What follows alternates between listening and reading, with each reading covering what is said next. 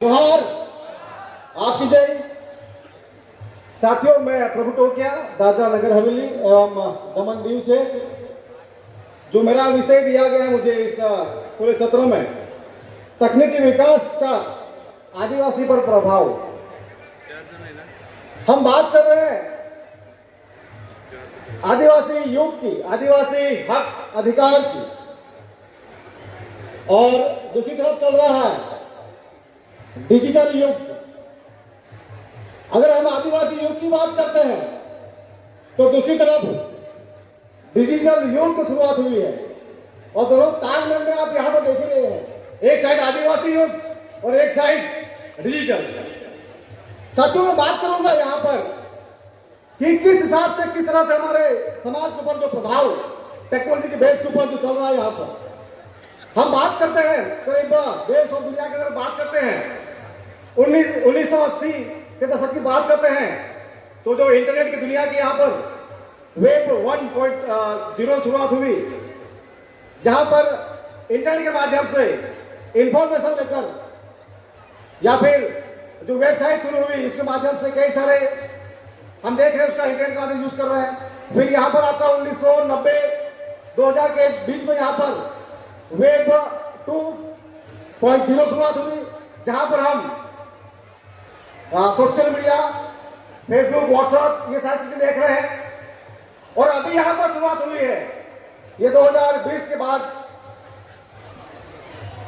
यहां पर शुरुआत हो चुकी है, यहां पर एआई,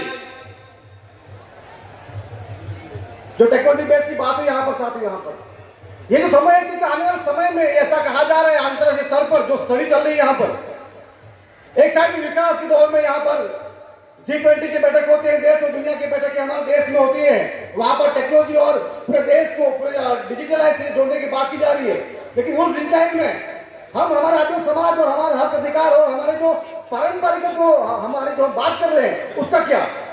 तो बात क्या पर हो रही है कि आज हम हर कोई व्यक्ति यहाँ पर जो शिक्षा क्षेत्र की बात कर रहे हैं, या खेती की बात कर रहे हैं, या नौकरी या व्यवसाय की बात कर रहे हैं, हर क्षेत्रों में यहाँ पर कंपटीशन शुरू हो चुका है। क्योंकि अगर हम आदिवासियों की युग की बात करते हैं तो फिर हमने डिजिटल युग वाला छूट जाता है, और जब डिजिटल युग की बात करते हैं तो हमारे आदिवासी युग वाली जो बात चल रही है, दोनों में तालमेल मिला के नहीं करेंगे तो ऐसा भी कहा जाता है। अगर हम आदिवासी युग की बात करेंगे तो आज की डेट में जो डेवलपमेंट हो रहा है, जो विकास के दौर में हमारी जनरेशन जो नहीं चलेगी, और जो हमारे पास इंफॉर्मेशन, जो हमारे पास नॉलेज आज के लेवल का नहीं होगा, तो आने वाले समय में हम इस दुनिया के या इस जो लोग हैं, जो अदर कम्युनिटी समाज के लोग हैं, देश और दुनिया के साथ में कैसे कंपेयर कर पाएंगे, ये भी हमारे लिए चुनौती है। तो यहाँ पे आने वाले समय में अभी एआई के माध्यम से हम ये देख रहे हैं कि अमेरिका की बात करते हैं, चाइना की बात करते हैं, प्रदेश दुनिया की बात देखते हैं हम यहाँ पर। अब यहाँ पर रोबोट के माध्यम से डॉक्टर बन रहे हैं और टीचर भी आ रहे हैं यहाँ पर। मतलब आने वाले समय में एआई टेक्नोलॉजी के माध्यम से ये हो रहा है कि भाई डॉक्टर बन रहे हैं, टीचर बन रहे हैं, इंजीनियर बन रहे हैं, और इसके साथ साथ में अभी ब्लॉकचेन किसी टेक्नोलॉजी जो डिजिटल के माध्यम से, जैसे कि दुबई या अदर कंट्री की बात करते हैं, ऐसा कहा जाता है दुबई जैसी कंट्री है जो 90% कैशलेस और पेपरलेस हो चुकी है। दुबई ऐसी कंट्री है जो विदेशी जो कंट्रियां हैं जो 80-90% कैशलेस और पेपरलेस हो चुकी है, उसमें हम भारत से कहा रहे। अभी हम मोदी जी सुन रहे हैं तो मोदी जी भी G20 में कह रहे थे कि आने वाले समय में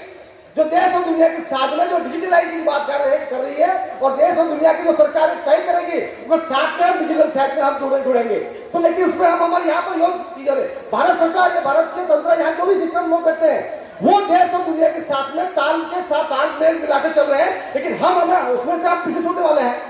तो ये जो दोनों की बहुत कॉन्ट्रोवर्सी खड़ी हो रही है यहाँ पर, एक मतलब यहाँ पर जमीन और आसमान का फर्क पड़ जा रहा है। तो ये सारी चीजें भी हमें समझनी होगी साथियों। आने वाले समय में हम आज शिक्षा ले रहे हैं, एजुकेशन सेक्टर में काम ले रहे हैं, अच्छा पढ़े हमारे बच्चे IAS, IPS, IFS और अच्छी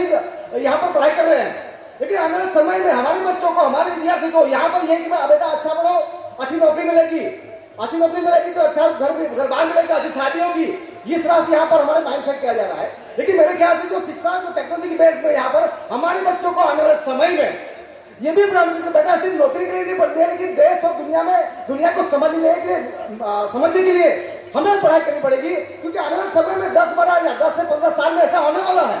क्योंकि ना ही डॉक्टर की नौकरी बचने वाली है, ना ही शिक्षक की नौकरी बचने वाली है, ना ही यहाँ पर तमाम जो चीजें हैं यहाँ पर एआई टेक्नोलॉजी के माध्यम से और जो एडवांस वर्जन की आने जा रही है उसके माध्यम से धीरे धीरे धीरे जो नौकरियां हैं, जो हमारी गवर्नमेंट नौकरी हो, प्राइवेट सेक्टर नौकरी हो, जो व्यापार है, उनके तमाम चीजों की चीजें बदलती जा रही साथियों। तो आने वाले समय में इस आदिवासी एकता मंच के मंच के माध्यम से हमारे देश और दुनिया से लोग जुड़े हैं, तो ये भी डिजिटल के साथ में आदिवासियों को और आदिवासियों के साथ में डिजिटल तालमेल कैसे मिलाई, ये हमारे लिए एक बहुत चुनौती है। उसको पर भी आदिवासी एकता परिषद जो देश और दुनिया से जो बुद्धिजीवी आए साथी, उसको चिंतन मंथन करने की जरूरत है। जोहार, आपकी जय, जय आदिवासी।